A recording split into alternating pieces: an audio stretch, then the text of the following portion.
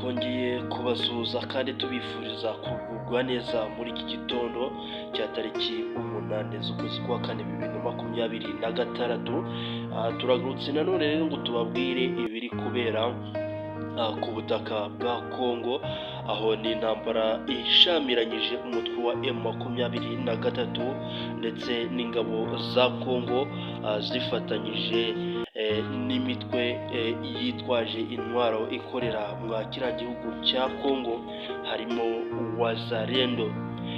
Ndetse ahangaha tugiye kuba twababwira ukuntu ku mirongo y'urugamba byifashe.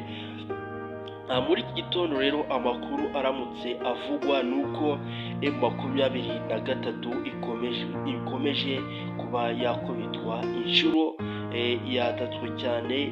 Haravugwa ibitero hifashishijwe drone z'intambara zimwe ziri gukora ibintu bidasanzwe. Haravugwa nanone gukoresha ibitwaro biremereye cyane biri gutuma abantu bava byabo bagahunga.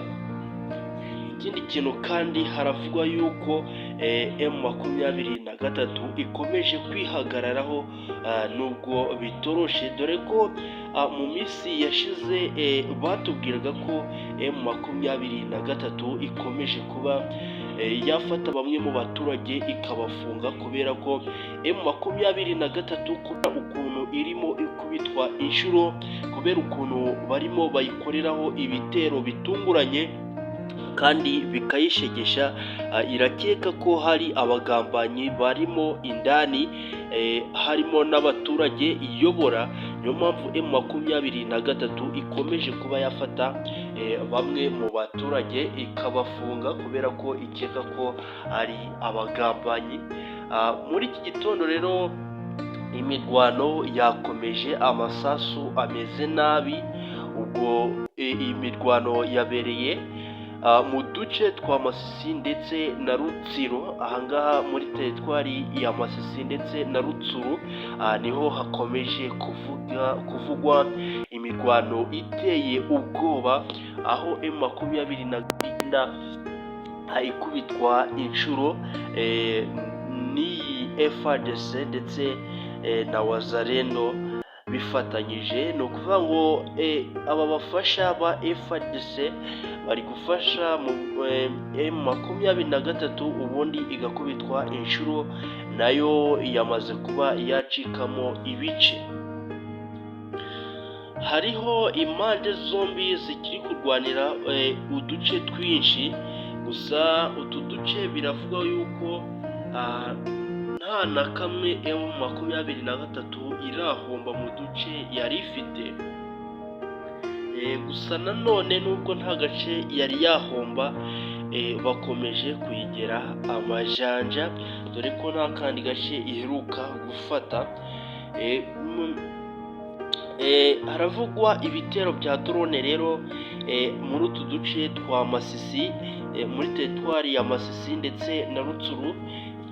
Izi drone ziri gukoreshwa ni inkunga yahawe FARDC kugira ngo ibe yakwivuna umwanzi.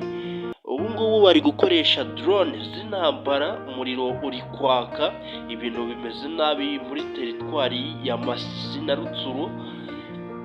Hongeye kumvikana imbunda ziremereye, hongeye kugaragara drone, indege z'intambara, ibintu bimeze nabi kurusha mbere.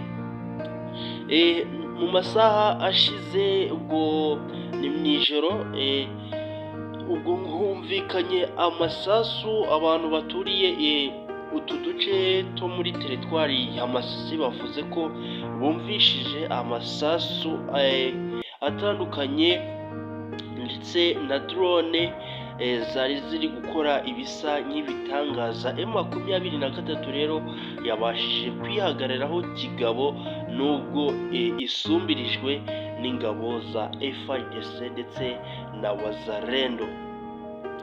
Hari amakuru akwirakwira avuga ko habayeho ibitero bya drone mu mirwano ishamiranyije M23 byatumye M23 ibona ko nayo igomba guhindura umuvuno ikajya yataka mbere y'uko yatakwa, nubwo bimeze nk'aho bikigoranye. Wazalendo rero nabo bakomeje gufasha FARDC, baritanga cyane rwose. Imitwe ya Wazalendo ikomeje gufatanya n'ingabo za Kongo mu kurwanya M23 iyitera ingabo mu rutugu. FARDC na Wazalendo bifatanyije bisigaye bifite igisirikare gikomeye ku buryo ki M23 bitari buze kuyorohera, kuko na n'ubu ngubu tuvugana biravugwa yuko amasasu akomeje kumvikana muri teritwari ya Masisi ndetse na Rutsuru, ibintu bimeze nabi. Ku mbuga nkoranyambaga rero hari kuvugwa inkuru y'abayobozi ba M23 ko bagabweho igitero kidasanzwe, igitero karundura cyari kirimo ubuhanga budasanzwe, cyasize M23 ishegeshwe. No kuvuga ngo M23 kuri ubu irasumbirijwe, dore ko na n'ubu tuvugana intambara iracyakomeje, ntabwo irahagarara. Ikindi kintu, abaturage bakomeje guhunga berekeza mu tundi duce bava muri teritwari ya Masisi ndetse na Rutsuru. Ni ukuvuga ko izi mbunda ziri gukoreshwa ziremereye cyane, abaturage bari gusenyerwa, ndetse bitewe n'ibitwaro biremereye cyane birimo gukoreshwa.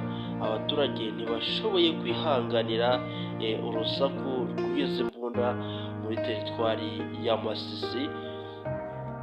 Yego rero ngira ngo murabyumva neza ko urugamba rugikomeje, ariko tugenda tubahereza update nibiza kuba ari bishoboka. Turaza kubabwira ukuntu biraba byifashe mu masaha ari imbere.